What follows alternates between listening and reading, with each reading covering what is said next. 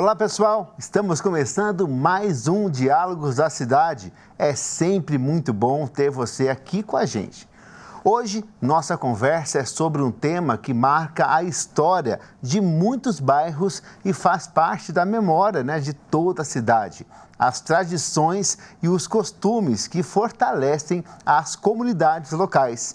Crianças brincando na rua, vizinhos conversando na calçada, festas de bairro e receitas que passam de geração em geração. Muita coisa que era comum acabou ficando mais rara, A tecnologia, a rotina apertada e a pandemia afastaram muita gente da vida em comunidade.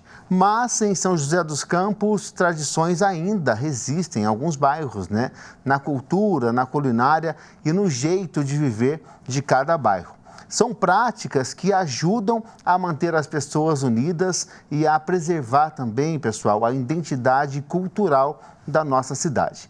Para entender melhor esse cenário, a gente recebe hoje aqui no estúdio a historiadora Nara Martins e também a professora de gastronomia Érica dos Santos, que vão bater um papo com a gente. Meninas, muito obrigado por estarem aqui no Diário da Cidade. É um prazer recebê-las, viu? Prazer é nosso. Assunto importante. Olha só, gente, nesse primeiro bloco, a gente vai querer entender o que mudou na convivência em comunidade. Hoje, a tecnologia ocupa um espaço gigante nas nossas vidas e com a correria do dia a dia, muitos dos encontros que aconteciam na rua pararam de acontecer com o tempo, O resultado é um jeito novo de se relacionar, Mais digital e menos olho a olho, não é isso, meninas? Isso que vem acontecendo, com a tendência e cresceu bastante. Essa questão avançou muito rápido, A gente estava conversando antes da gravação aqui com a Nara, a gente falou que há pouco tempo, Na nossa geração a gente conseguia ter as festas nas ruas e hoje mudou muito, não é tão comum, Nara? Exatamente. O nosso mundo se transformou, Eu e o Rafael, a gente estava comentando, que num período muito curto de tempo, as nossas relações comunitárias se transformaram.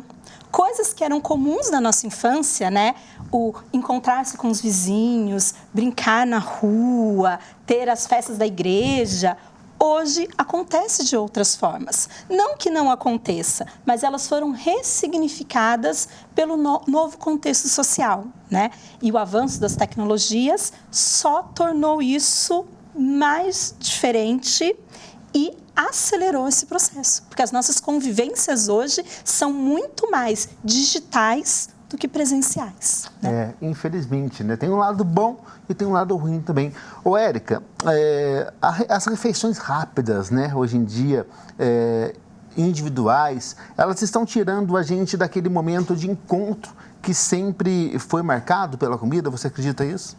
Com certeza eu acredito, porque o pessoal tem escolhido, o que ele tem, na verdade, assim, é uma escolha involuntária, Porque se eu preciso trabalhar ali, dependendo do meu trabalho, que exige muito de mim, hoje em dia, às vezes, exige que uma pessoa tenha não só um trabalho, tenha 2 trabalhos, tenha aí 3 jornadas. Então, assim, a pessoa precisa comer precisa se alimentar mesmo fora de casa.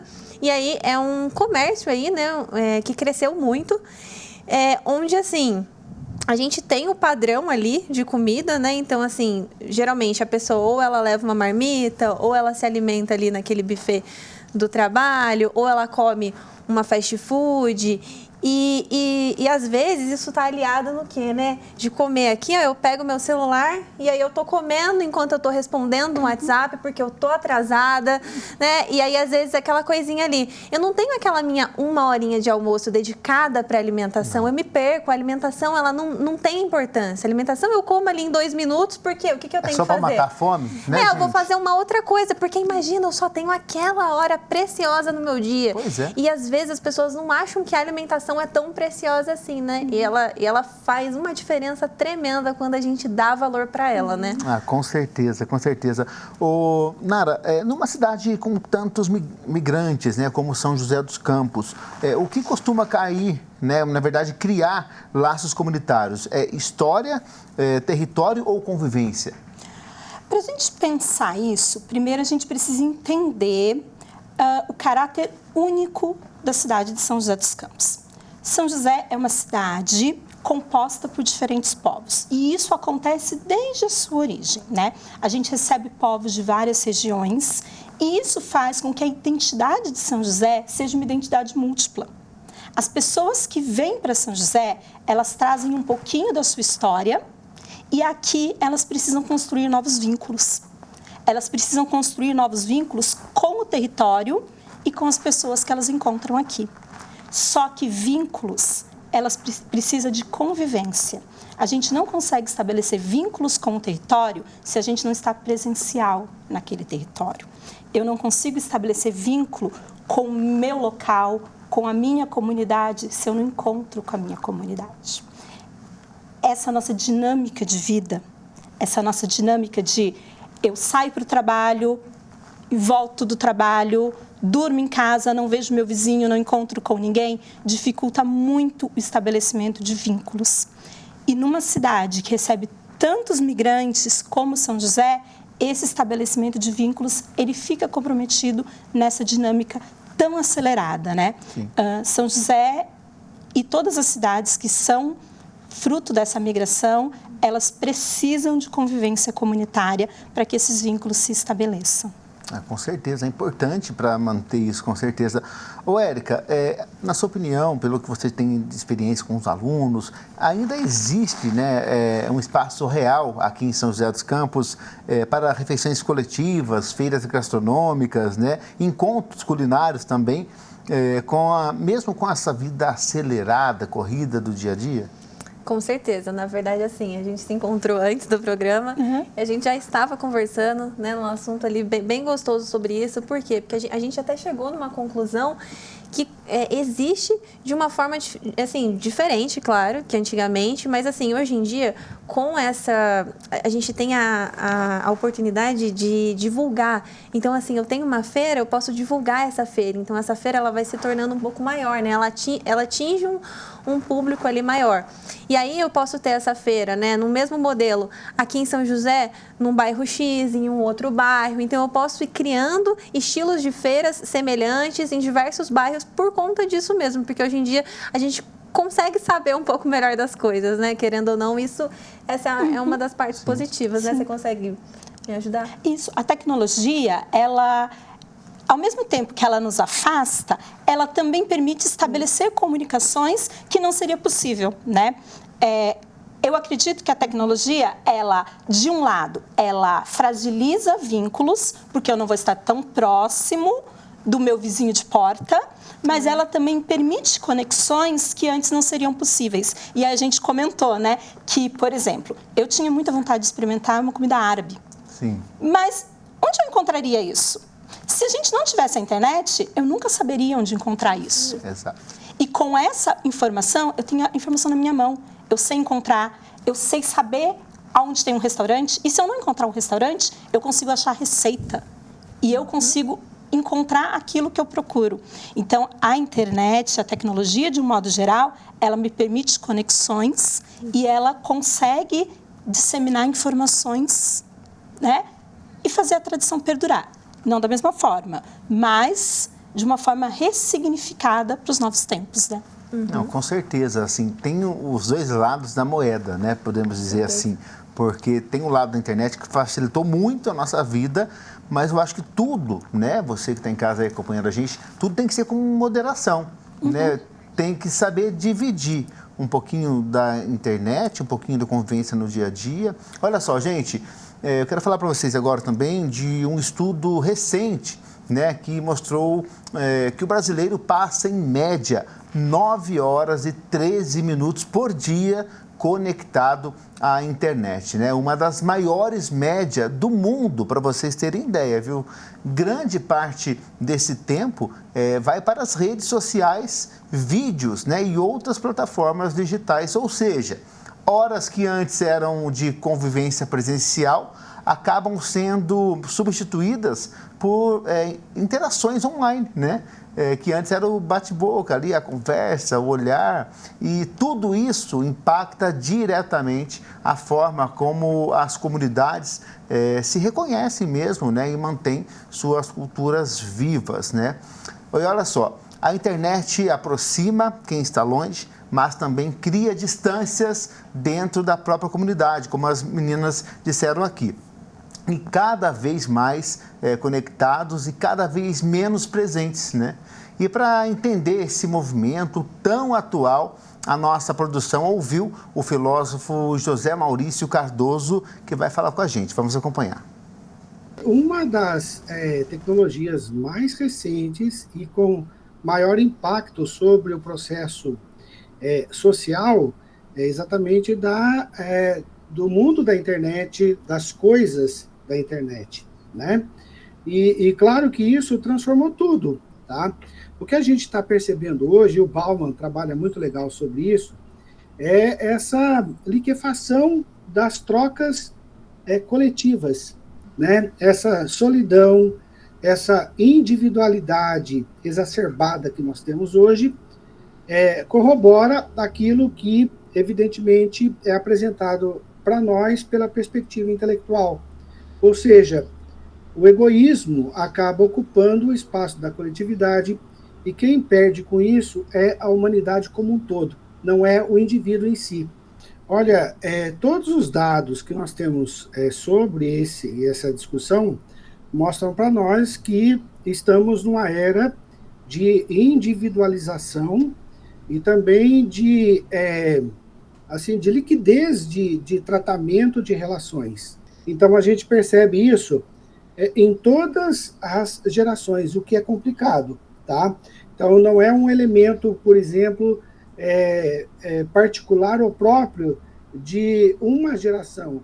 A geração Y, a geração Z. Não, nós estamos falando de impactos que são preponderantes em todas as gerações.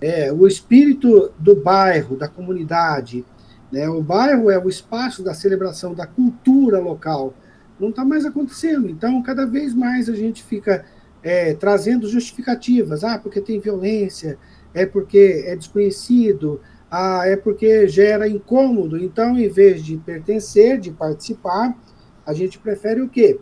Se afastar.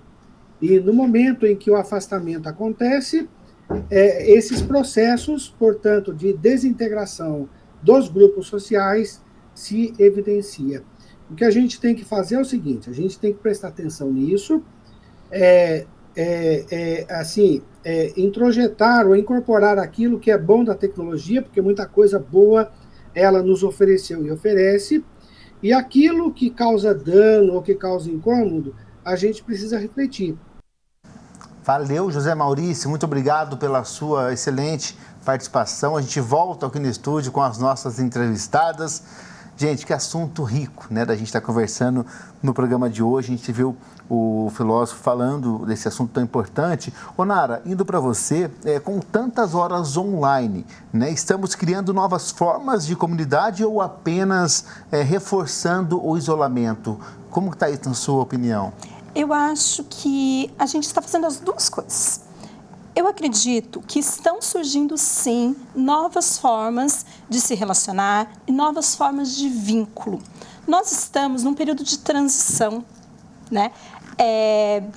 A nossa geração de 30 e poucos anos viu muito isso acontecer, né? A gente era da época em que as relações virtuais inexistiam e mergulhamos no mundo em que elas dominam tudo, né? E hoje a gente vê como essas relações elas estão se fortalecendo. Hoje a gente tem um momento em que as comunidades estão aprendendo a usar a tecnologia em favor da construção dos vínculos comunitários. Então a gente já tem comunidades que organizam-se por meios online para conseguir preservar as suas tradições. Então elas organizam mutirões por grupos de WhatsApp, elas organizam ações, elas organizam feiras e elas se valem dos meios online. Então, é possível preservar as tradições se valendo disso. Mas, também, se não houver um cuidado e um olhar, o isolamento, ele vem. Porque a tecnologia, ela me facilita me isolar. Ela me permite, se eu não fizer um esforço, eu não preciso sair ali do meu ambiente, né? Exato. Então, a gente precisa de um equilíbrio. A tecnologia, ela me permite esses dois mundos, contanto que eu saiba equilibrar os dois lados. Como tudo na vida, precisa ter o equilíbrio, né, gente? Equilíbrio. Ô, Érica, esse isolamento, né, que a Nara falou agora, também muda, na sua opinião, a forma, né, de como a gente compartilha os momentos da comida, da refeição, né, seja no ambiente de trabalho, seja em casa? Eu acredito que sim, né? E o isolamento em casa, principalmente por parte dos jovens, né, tem aquela coisa de eu pego meu prato de comida e vou comer em frente ao computador, então não tem mais aquele momento em conjunto que é super importante, que é a partilha, né? Que quando, né, a gente se senta à mesa, é mais do que se sentar à mesa, né? É ali em que a gente tem aquele momento que parece clichê, mas é onde a gente vai agradecer a comida. Então, assim, quando a gente senta para comer, se a gente for pensar mesmo, gente, a gente precisa pensar assim, nossa, quem plantou esse alimento, quem colheu, né? Então, pensar na cadeia mesmo lá, desde o princípio até, agora, né? Chegou aqui, minha mãe, né? Ali, ela cozinhou, porque muitas das vezes o jovem ele ainda não precisa cozinhar, né? Alguns não cozinham a própria comida. Então, assim, ele já ganha de mão beijada ali a comida no prato. Então, olha só que legal, né? Ter esse momento e ter essa consciência. Eu acho que falta mais essa consciência mesmo de agradecimento, e aí poder conversar. Imagina você sentar com a sua avó, né? Minha avó, por exemplo, tem 86 anos, eu adoro sentar com ela para jantar, para almoçar, mas como eu não moro com ela, não é sempre que eu consigo fazer isso, só que eu acho que é algo que vale muito a pena, né? Vale muito a pena, né? Esses momentos únicos que a gente não sabe o dia de amanhã, então eu acho que a gente tem que viver esse momento com a família. Né? A refeição ela tem que ser preservada, porque a gente come olhando o celular, internet, televisão, a gente não sente o sabor, né? Não tem aquela conversa em família, como é que foi seu dia, não é isso, Nara? A nossa geração, nós vivemos isso, né? A gente viveu essa transição, né? Porque comida, ela não é só a materialidade do prato. Ela é toda uma experiência. Ela envolve, sim, a comida em si, mas ela envolve todos os processos, ela envolve a afetividade e ela envolve a experiência, ela envolve o compartilhamento do seu dia, é o sentar com a sua família, é ali, nessa dinâmica cotidiana, que você estabelece os vínculos. E é o vínculo que produz memória.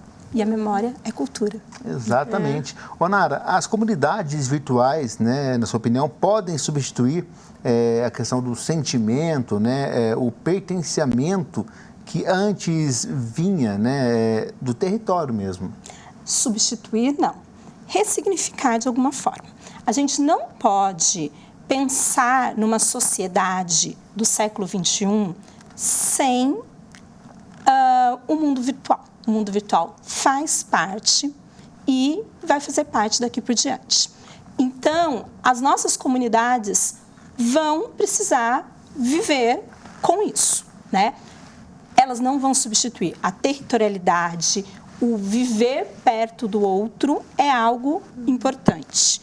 Mas essas relações online, elas conseguem dar uma nova significação para essa territorialidade. Com certeza. Né? Como eu falei, a gente tem agora comunidades que se valem desses espaços virtuais para criar novas significações. Se a gente fizer uma busca no TikTok, a gente vê, por exemplo, jovens que estão recuperando a ancestralidade dos seus povos e divulgando isso por métodos online. Estão resgatando músicas, celebrações que eles mesmos desconheciam, eles encontraram através dos meios virtuais e agora eles disseminam e aprenderam a conhecer a própria cultura.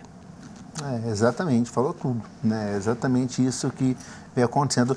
Ô, Érica, você acredita que eventos culturais, eventos gastronômicos ajudam a quebrar um pouquinho isso e unir as pessoas em volta da comida, né? Com uma boa comida, sentar, comer, degustar? Com certeza ajuda, porque assim, vamos pensar aqui na cidade de São José dos Campos, a gente tem o bolinho, né? O bolinho caipira, que ele é regional, ele é assim, imagina, né, naquele período ali, você já imaginou ficar sem as festas juninas, né, sem essas comemorações, né, ia ser assim muito ruim, né, e é um momento que a gente tem essa festa presencial, que é um momento da união, né, a gente não reclama de ficar naquela fila quilométrica para pegar bolinho, porque a gente sabe o que a gente vai, aquilo ali é identidade, e não é assim, é o bolinho por exemplo, eu não sou aqui de São José, eu sou de Caçapava, então eu gosto do meu bolinho de Caçapava, que ele é em formato de bolinha. E aí aqui o de São José, cada um tem uma característica. O de São José é diferente, o de Jacareí é diferente. E aí assim, cada morador ali, ele vai defender o seu e ele vai tomar ali e vai falar, não, eu gosto do meu por conta disso, disso, disso. E é muito lindo ver isso, né? Lindo demais. Um exemplo que a gente pode citar aqui de São José é a festa do trabalhador, do 1º de maio, aquela macarronada que tem aqui, o pessoal com tapué, com pote, na fila, esperando para comer aquela macarronada que, às vezes, assim, não tem nada demais, mas é a tradição, é o gosto do dia 1º de maio de comer aquele macarrão. Né? Você que é daqui de São José, como você já comeu? Quantas vezes, né? Já comeu aquele macarrão gostoso? Eu que vejo aquilo, nunca comi, eu tenho vontade de provar. E essa sensação, ela passa para as pessoas que acompanham na televisão, que é notícia sempre muito bacana. Nara, a perda dos espaços de encontro, né, como calçadas, praças, muda a memória coletiva de uma cidade? Muda sim. Porque nesses espaços as memórias são construídas, né? O estar ali no território faz com que memórias sejam construídas e revisitadas, né? Se eu passo por um lugar que eu estive na minha infância, toda vez que eu passo lá, eu revisito essa memória. Eu transmito essa memória para os meus filhos, eu transmito essa memória para pessoas que eu encontro. Se eu nunca tive um espaço de afetividade desse, porque eu fiquei a minha infância inteira fechado dentro do meu apartamento, para quem eu vou transmitir essa memória? Pois é isso. Olha só, que papo interessante, papo gostoso, a gente falando dessa afetividade, né, do passado com a tecnologia de hoje. Mas agora a gente faz uma pausa rapidinha e no próximo bloco nós vamos conversar sobre como a cultura, costumes e tradições têm se mantido, né, nas comunidades locais. Não sai daí que o Diálogos da Cidade volta já.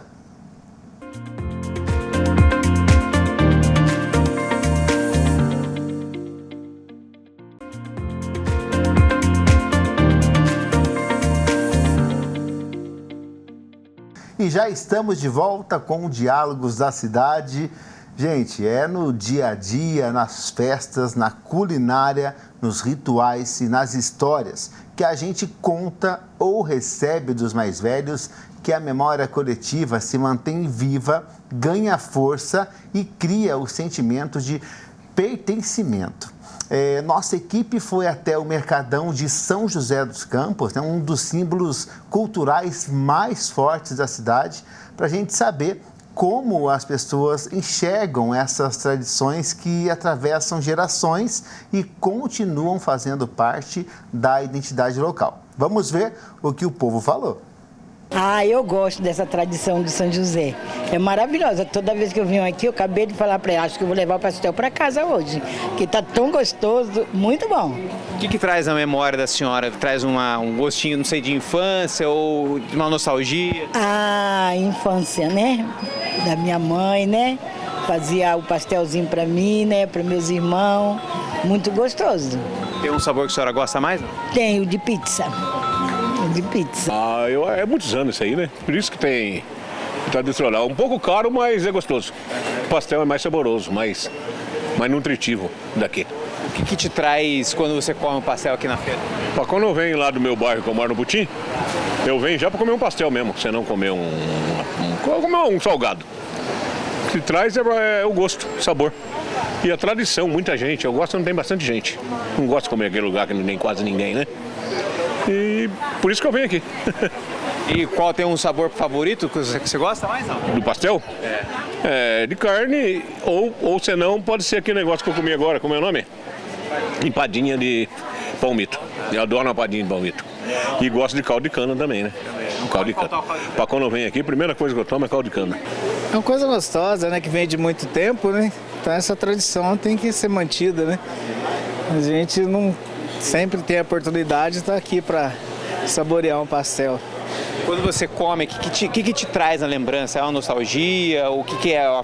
Enfim, o que te traz quando você come pastel aqui na feira? É diferente, né?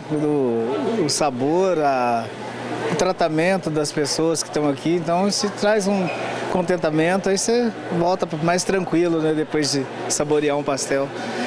Um sabor que você tem um sabor que mais gosta ou não?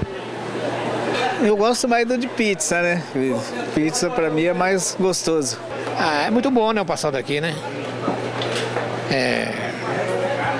Bem temperadinho, tudo. É gostoso. Eu acho que já é uma coisa que está enraizado na população, não só de São José, acho que do interior de São Paulo também. Total. Todo mundo, né? O que o senhor acha de... o que traz para o senhor quando o senhor vem comer um pastel na feira? Qual lembrança que traz para o senhor? Dos tempos antigos, né? Mas, assim, desde 78, por aí, a gente sempre vem aqui, então é muito gostoso. Traz uma nostalgia boa para o senhor? Opa, tranquilo. Beleza. E qual que é o pastel? O senhor está comendo pão de queijo hoje, mas qual que é o sabor de pastel que o senhor mais gosta? O bacalhau. Bacalhau? Esse o senhor não troca, não? Não, isso aí não tem substituto, né? Muito bom. Que incrível, gente, que incrível. Nada melhor que um pastel de feira, né? Domingo, caldinho de cana. Gente, isso, sem dúvida nenhuma, aproxima, né, as pessoas. Domingo, eu vou lá, encontro a Érica, encontro a Nara, comendo aquele pastelzinho, a gente bate aquele papo, bate aquela prosa. Isso acaba unindo as pessoas. Ô, Nara, quando a gente vê, né, como a gente viu aí, um símbolo tão forte como o pastel do Mercadão, né, o que isso revela sobre a memória coletiva, né, de uma cidade? Na verdade, o pastel, ele é só a desculpa, né? O importante ali para aquelas pessoas é a experiência, né? A memória coletiva, ela é algo que vai dar o tecido social que vai unir essas pessoas, né? Ela é a cola das lembranças, é aquilo que vai trazer o passado e aquela afetividade. Então, as pessoas vão sempre se remeter. Na minha infância, a minha mãe fazia... A gente lembra dos tempos antigos e todas aquelas sensações boas, eles vão associar ao pastel. O pastel, na verdade, não é o mais importante. O importante é a experiência. Os encontros. O encontro. Exatamente. E isso é o bonito da tradição, porque a tradição, ela tem significado. E é esse significado que faz com que ela persista. Uma tradição, ela só permanece numa comunidade porque ela faz sentido. Por isso, ela permanece. Com certeza. Matéria incrível, o povo falando do Mercadão. Agradecer ao nosso repórter Bruno Castilho e também ao nosso cinegrafista Fernando Madonna. Sensacional, viu? Deu vontade de comer um pastelzinho aqui. Ô, Érica, essa vontade, esse sabor que eu estou sentindo aqui agora, por que certos sabores, né, como esse pastel tradicional de uma feira, ou outras coisas também, conseguem atravessar gerações e permanecer tão marcantes, né, na identidade local? Então, eu acredito que seja essa questão de você sentir o sabor seja uma questão de memória afetiva, né? Que traz aí para você que, como você já deve ter ido na feira, ou mesmo que não tenha sido naquele espaço, que, né, que seja um pastel na sua casa, que seja um pastel numa pastelaria, né, da cidade. A hora que a gente falou no pastel, né, a hora que começou tudo isso, você buscou lá longe, né, nessa sua memória, e aí você traz o presente e você pensa, nossa, como seria bom. É a mesma coisa com o cheiro, com o nosso olfato, né? Porque assim, o Mercadão, pensa, quando a gente está passeando pelas ruas do Mercadão, né? Se a gente fechar os olhos aqui agora e a gente imaginar que a gente está andando pela feira, a feira tem diversos cheiros, não tem? A gente pode ter o cheiro de peixe, a gente pode ter diversos cheiros lá, porém, é um espaço em que a gente se sente bem e que a gente quer comer, né? Independente, assim, tá cheirando peixe cru, mas isso não ganha dessa questão de você se sentir bem ali no local, porque você é um local que, assim, vamos supor assim, a sua avó ia na feira, você ia com a sua avó, sua mãe ia na feira e você ia com a sua mãe. Então, vai passando de geração em geração, né? E você vai começando a conhecer as pessoas também. Então, assim, às vezes a gente conhece ali o dono da barraquinha do pastel. É como o dono nos trata. Então, a gente se sente bem ali no local, porque ele tá sempre com um sorriso, aí ele conversa com você, ele traz você pra barraca. E aí você vê que entre a família dele também tá acontecendo isso, né? Agora é ele, mas antes dele, né, foi o quê? Foi a mãe dele, depois, enfim, a avó dele. Então, tem essa coisa de geração em geração ali, tem todo esse contato. Então, eu acredito que por isso que seja tão significativo, sabe? Muito legal. E a Érica, né, ela escreveu aqui um livro universitário, né? Na verdade, acadêmico. É um e-book, isso? O e-book, né, acadêmico, gente, ele é sensacional, que ele fala da comunidade Beira Rio, né, aqui em São José dos Campos. E ele fala dos sabores. Fala um pouquinho desse trabalho acadêmico pra gente. Maravilha. Então, Rafa, e pessoal que está por aí, esse é um trabalho que eu não escrevi sozinha, né? Então, eu escrevi em conjunto com, né, alguns moradores ali do Beira Rio e também de alguns alunos lá da faculdade, né? Os alunos que cursam extensão, que eu sou professora extensionista lá na Univap. Então, o que acontece? É muito bacana o que a gente traz aí nesse livro, porque a gente traz o conhecimento delas sobre as punks, que, para quem não sabe, punk é todas aquelas, vamos dizer assim, é uma planta alimentícia não convencional, né? Então, são aquelas, pode ser erva, né? Pode ser... E aqui mesmo no livro a gente tem alguns exemplos que, se a gente puder mostrar, que é bem legal, ó, porque eu até deixei aqui marcadinho, que é aqui, ó. Aí aqui a gente tem receitas tradicionais. Então, a gente pegou algumas receitas, né, com elas. Aí aqui tem um QR Code onde a gente foi um bate-papo com elas. Então, elas explicam o porquê da receita, como que nasceu a receita. E aí a gente tem algumas aqui, moqueca de mandiguaçu, peixe grelhado na folha de bananeira, né, farofa com punks, doce de mamão. E o que acontece nisso tudo, né? O que a gente vê de semelhante aqui, de semelhança, né? Aqui, ó, olha o nome da comunidade, gente, que bacana. Comunidade Beira Rio. Mostra ali então, na câmera pra gente, ó. Comunidade Beira Rio. Olha Que beira o rio, certo? Então, Sim. o que tem no rio, gente? Para comer, o que tem no rio? Não é? É o peixe. É o peixe, certo? Então, assim, eles vão pegar a gastronomia deles, então tá baseado no quê? Nos peixes, nessas punks, né, que são as ervas.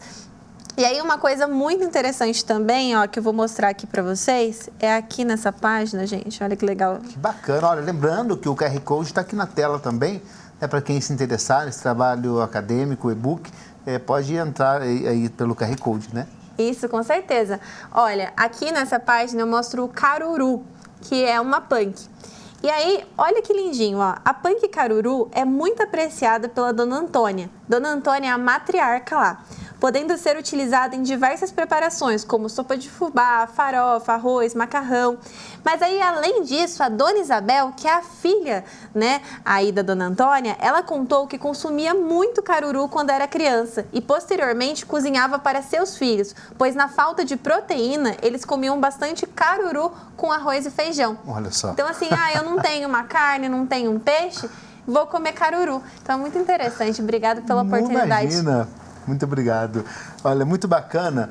E em muitas cidades ainda existem lugares onde o tempo parece não ter passado. Espaços como o Mercadão, que a gente acabou de ver, onde encontros acontecem quase sem esforço, né? É o cafezinho passado na hora, na calorzinha ali de pano, o pastel quentinho, a conversa rápida que vira prosa longa. E além do Mercadão aqui em São José, existem também outros locais históricos que são tombados como patrimônio histórico cultural, como a Igreja de São Benedito, a Escola de Santa Ana, né, do Vale do Paraíba, a residência de Olivo Gomes, junto ao Parque da Cidade e ao Parque Vicentina Aranha também. Por mais que sejam prédios históricos, todos eles, né, ainda têm atividades e são locais de encontro aqui no município. Então, isso é muito importante, não é isso, Nara? e quantos locais aqui em São José, históricos, que fazem reforçar a lembrança do passado e hoje, no futuro, acontecem eventos nesses espaços. Exatamente. Um patrimônio histórico, ele é ressignificado pela presença das pessoas. Não existe sentido da gente ter um patrimônio histórico se a gente não tem os sujeitos atuando nesse patrimônio histórico. Senão, ele é só um amontoado de pedras, né? O patrimônio histórico, ele tem significância pelas pessoas que interagem com ele, né? Então, eu tenho uma construção. As pessoas vão até lá, veem esse espaço e, a partir disso, eles constroem interpretações. Eles conhecem o passado daquele local, eles dialogam com aquele passado e, a partir daquilo, eles compreendem a sua realidade, eles compreendem o seu presente. Essa é a função do nosso patrimônio, né? E aqui em São José a gente tem um trabalho muito bacana de usar esses espaços para que as nossas crianças, né, principalmente, a gente tem muitos trabalhos feitos junto com as escolas, tenham a oportunidade de vivenciar esses espaços, possam estar perto desses patrimônios e interagir com eles e também produzir novas interpretações e novas vivências dentro desses espaços, né? Então, por exemplo, a residência do Olívio Gomes. Não é simplesmente eu conhecer a história lá, é eu também construir novas histórias. Eu vou lá, eu vou conhecer a história, mas eu também vou produzir memórias do dia em que eu fui lá com a minha escola e aprendi sobre aquilo. Isso é reconstrução da memória. Com certeza, é muito importante. Que bom que o poder público mantém todas essas estruturas com eventos culturais, culinários, para a gente atrair, não deixar morrer, né? Não deixar acabar o nosso passado. Ô, Érica, na culinária, né, o que mais revela a identidade de um território, né? Os ingredientes, as técnicas ou as histórias, né, por trás dos pratos? Acredito que seja um conjunto, né? Porque quando a gente tem uma receita, o modo de saber fazer, quando ele é passado de geração em geração, é muito significativo, né? Só que com relação aos ingredientes, se a gente pegar ingredientes locais, né, isso também vai ter muita significância ali para o prato que a gente vai estar produzindo. E com relação à história, né, a história, ela, como que eu posso dizer? Ela é o coração tudo, ali, né? Sim. O coração de como tudo vai se formar. Junta, né, gente? Vai acabar juntando. Então, é tudo muito importante. E, assim, para isso vir a ser, de fato, um patrimônio cultural e material culinário protegido ali, tem todo, né, um passo a passo. Aí ele pode ser a nível municipal, a nível federal. A gente tem aqui no Brasil o IFAM, né? Que ele, assim, eu não sei se... na verdade, assim, o IFAM, ele tem... falando de patrimônios culturais e materiais, ele tem um livro dos saberes, e aí esse livro é dividido em 4. E daí um deles ali é relacionado à alimentação. Então, um dos exemplos, que, claro, não é São José dos Campos, mas é relacionado à culinária, é a produção do queijo, né? Sabe o queijo de Minas Gerais? Esse queijo, ele Queijinho Minas, né? O queijinho tradicional, né? Então, ele é um exemplo, né, que está nesse livro. Mas, assim, são poucos ainda que estão nesse livro, porque é o que a nossa amiga aqui falou, que o que acontece? Para isso aqui vir a se tornar mesmo um patrimônio registrado, a gente precisa ter a movimentação de quem? Dos sujeitos da sociedade, porque não adianta nada, né? A gente... porque isso precisa fazer sentido para a sociedade, né? E aí a gente, como sujeito da sociedade, a gente precisa pensar como iremos proteger isso. Então, a gente também não esperar só, por exemplo, do governo e não sei o quê, para proteger esses patrimônios, tanto os materiais quanto os imateriais. A gente tem que ir à luta mesmo e fazer a nossa parte. É isso aí, gente. Olha só, eu vou rapidinho aqui para o intervalo comercial. A gente faz agora o nosso último intervalo. Não sai daí, que o Diálogos da Cidade volta já.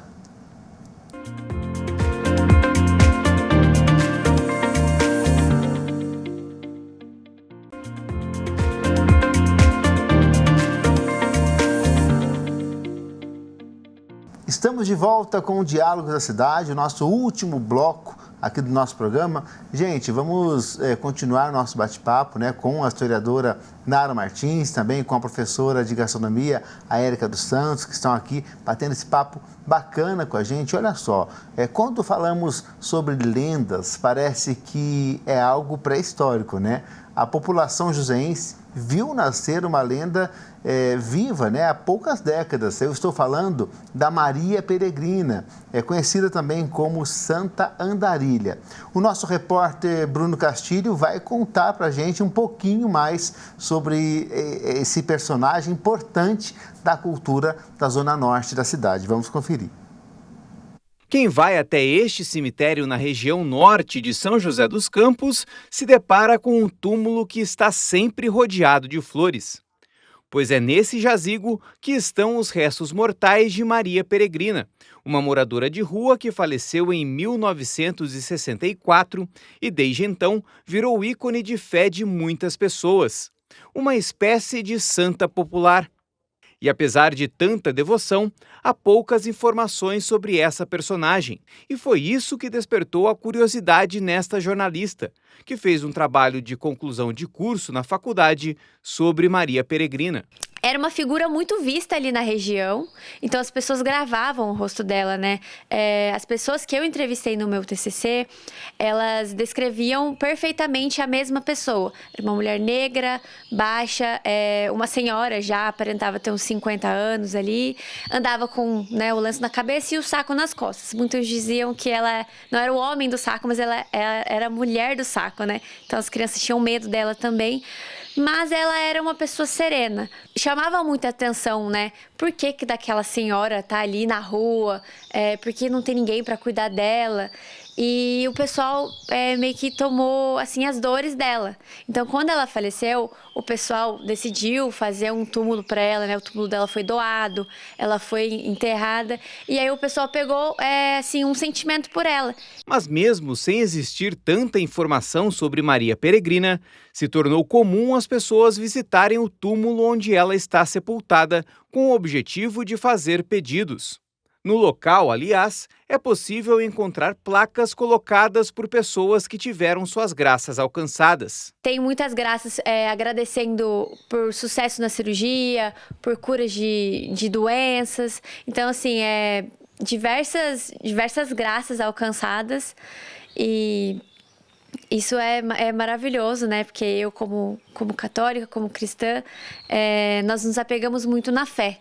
Então, de fato, tem acontecido essas coisas e a gente vê, né, pelas plaquinhas de agradecimento, né? Foi passando de geração para geração também e isso se tornou uma coisa, assim, da cidade, né? Uma cultura da cidade e ela se tornou essa santa popular. E a devoção por Maria Peregrina é algo tão presente em São José dos Campos e na zona norte da cidade que ela dá nome a uma ponte na região e, desde 2002, também ao cemitério onde está sepultada. Segundo Anderson Liberato, coordenador dos cemitérios municipais de São José, algumas datas específicas atraem mais visitantes ao túmulo. São 3 datas, né, que as pessoas vêm fazer suas visitas, aproveitam e já vêm fazer suas orações. É o Dia das Mães, o Dia dos Pais e o Finados. Então, é um fluxo razoavelmente bem grande, né? Principalmente as pessoas aqui da região norte, eles são bem apegados a esse tipo de devoção, entendeu? Então, vem bastante gente, sim, eles aproveitam, acendem as suas velas, fazem suas orações. E devido a essa grande movimentação de devotos, a administração municipal decidiu mudar o local onde Maria Peregrina está sepultada. Em outubro de 2023, um novo túmulo foi construído com um acesso mais fácil para a visitação. Essa mudança foi no dia 20/10 de 2023, porque quem cultua mais essa praia da devoção assim, são as pessoas bem de idade. Então, vai facilitar o acesso deles, né? Você não tem cadeirantes, pessoas de idade, então facilitou bem para eles aqui, fica bem na esquina. Milagreira ou não, a história de Maria Peregrina faz parte da vida e do imaginário de muitos joseenses. E está presente também na história e tradição da zona norte da cidade. A pessoa sem fé não chega a lugar nenhum, então acredito que é bem válido. Ela faz parte da devoção popular da região norte. Muito legal, muito legal. Bruno, obrigado pela reportagem, também o nosso cinegrafista Fernando Madonna. Muito bacana, né, meninas? A Nara, inclusive, também fez um trabalho de conclusão de curso na universidade, falando, né, dessa personalidade josense. Isso. Já faz, assim, uns anos, né? Cerca de 15 anos atrás, eu trabalhei com o tema da Maria Peregrina sobre a perspectiva histórica da construção do mito. Inclusive, quem tiver interesse, esse trabalho ele está disponível no próprio site da Câmara Municipal, na aba Pró-Memória, e lá eu trabalho como a construção desse mito foi um elemento aglutinador da tradição da região norte de São José dos Campos, quando ela vivia esse processo de se tornar uma região com uma identidade diferente do que ela estava acostumada quando o processo de industrialização da cidade começou a acontecer. Ela é uma figura que caracteriza muito bem essa região, né? Então, quem tiver interesse em conhecer esse trabalho, está lá disponível no site da Câmara. Muito bacana. Isso mostra, né, quanto a cidade preserva as culturas e faz a gente reviver em comunidade. Muitas pessoas vão até o túmulo, acabam se encontrando também em finados, Dia das Mães. Isso enriquece a cultura joseense. Com certeza, né, Nara? Ô, Nara, a questão das festas populares, né? Hoje em dia a gente vê que acontecem as festas, mas elas estão reduzidas e fechadas, né? Na comunidade que eu frequento, por exemplo, antes era na rua, mas devido à violência, a igreja colocou segurança, né, toda fechada, e isso vem crescendo. As festas, muitas não acabaram, mas elas estão se adaptando e modificando, né? Exatamente. A gente não pode negar que o nosso mundo mudou, né? E as festas também, elas vão se adaptar a este novo mundo, né? A gente tem, sim, a questão da violência, a gente tem a questão de que existem novas configurações de mundo, né? A gente vai adaptar as situações novas, as novas configurações de interação que existem hoje, né? Mas eu não acho que essas comemorações, elas deixam de existir. Elas existem de formas diferentes, né? A gente tinha comentado, né, sobre o hábito de festas onde a comunidade, cada um levava um prato. Elas, em alguns lugares, elas não existem mais, mas a gente tem novas formas disso acontecer. Eu não sei se vocês têm o costume, né, de acompanhar redes sociais, mas hoje em dia a gente tem vídeos de movimentos parecidos com isso. Então, por exemplo, todo mundo se reúne, cada um traz uma parte da comida e vai adicionando e filma fazendo isso. Muito legal. Isso é uma forma de construção colaborativa semelhante à que a gente fazia, de cada um leva um prato, adequado aos novos tempos. Então, se a gente olhar com o nosso olhar saudosista lá de trás, a gente fala, não acontece mais. Mas acontece de uma outra forma. Exatamente, Érica. Nesse gancho, a gente vê que a comida ela serve para unir as pessoas, né? Você, pela sua experiência na culinária, que momento e que sabor, qual prato você acha que une mais as pessoas, né? O franguinho assado de domingo, a macarronada, como é que está essa questão hoje? Eu acredito que isso seja... Não existe qual prato une mais, mas assim, é um momento mesmo, né? Então, assim, é simplesmente ter ali disposição para fazer o momento acontecer. Então, assim, se eu tenho um almoço de domingo, mas no qual eu vou me dedicar, né? Eu vou chamar ali o pessoal para sentar na mesa, todo mundo vai sentar no mesmo horário, né? Então, eu acho que, nesse sentido, eu tenho um ganho, né? Agora, se eu vou ali, né? Simplesmente vou jantar na casa de alguém, mas aí fica um pouquinho ali num canto, um pouquinho ali no outro, aí talvez eu não tenha essa união. E se perde a graça também, quando a gente vai jantar na casa de alguém, a pessoa, ela encomendou, né, um delivery ali, né, uma pizza, ou encomendou uma comidinha pronta. É diferente quando todo mundo se uniu para fazer junto, cada um levou alguma coisa. Muda essa questão na parte histórica também. Isso vem se acabando, como a gente já falou atrás, com a modernidade, com a facilidade, né, Nara? Rafael, mas eu vou fazer uma provocação para você. Pois não. Eu acho que é uma questão da gente entender que as práticas, elas se transformam, né? Eu entendo que agora a gente tem novas constituições familiares e talvez famílias que se construam suas memórias baseadas, talvez, em pedir um delivery e sentar juntos para compartilhar o seu dia a dia. Então, talvez a gente veja daqui 20 anos alguém falando: eu me lembro quando eu pedi uma pizza com a minha família e a gente sentava para compartilhar as nossas histórias. Então, talvez a comida, ela tenha esse poder de unir. Não necessariamente na preparação. Talvez, como a gente falou o caso do pastel do Mercadão, não seja somente a materialidade, mas talvez a experiência, né? Então, acho que volta para aquela nossa discussão. A gente está numa fase de transição, né? Sim. A gente está entre o que a gente viveu e o que a gente ainda vai viver. Acho que os próximos anos vão dizer para a gente, né? Pois é, mas eu acredito que essa transição também, Nara, ela pode ser conciliada com o que a gente vivia no passado. Exatamente. Né? Não deixar 100% tudo mais fácil. Não. Porque nada melhor que a gente chegar na casa dos pais e a gente ajudar a mãe a fazer alguma coisa, levar aquilo. Isso aí leva a história. Exatamente. Mãe, estou indo almoçar, o que eu posso levar? Né? O que vamos fazer hoje? Isso aí marca história também e é gostoso, enriquece, né? Todo mundo cozinhando junto, né? Aquele cheiro, né, da cozinha, nada como, né, você vai começar ali a fazer, que seja um arrozinho, né, gente? Colocou um alho ali. Para dar uma equilibrada, né? Já dá, é muito gostoso, muito bom. Só que eu acredito que hoje em dia, o que faz a gente também, tudo que a gente tem muitos industrializados à nossa disposição. Então, tanto nessa parte salgada como nos doces, né? Uhum. Então, ali, por exemplo, nos doces. Vamos pensar um doce de leite, né? Quem que vai ficar no tacho por 4, 5 horas mexendo ali, né? É difícil. Uma panela de doce de leite. Como geralmente é que vai arrumar tempo para isso hoje? A gente prefere comprar pronto, mas assim, hoje em dia ainda existe. Então, se a gente for no Mercadão, com certeza vai ter alguém ali no Mercadão que venda esse tipo de doce, que é um doce que, se você pensar, assim, o público jovem, ele já... Eu falo público jovem porque, assim, né, pelo menos pela minha experiência, às vezes eu pergunto assim, né, para os meus alunos: você já comeu doce de batata roxa? Daí eles falam: eca, tipo, não gosto disso, sabe? Você já comeu igual taiada? Você já comeu esse tipo de doce, né, esses doces tradicionais?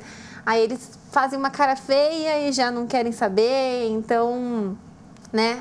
Pois é. Eu acho que é questão de gosto. Exatamente. Também, a gente precisa... E de conhecer, talvez, né? Isso. Com certeza. Olha, meninas, eu quero muito agradecer a presença de vocês. Que papo rico, né? Que as pessoas se inspirem e viva mais um pouquinho do passado no presente, nesses tempos modernos de hoje. Viva em comunidade. Muito obrigado pela presença. Eu que agradeço. Gratidão toda nossa, gente.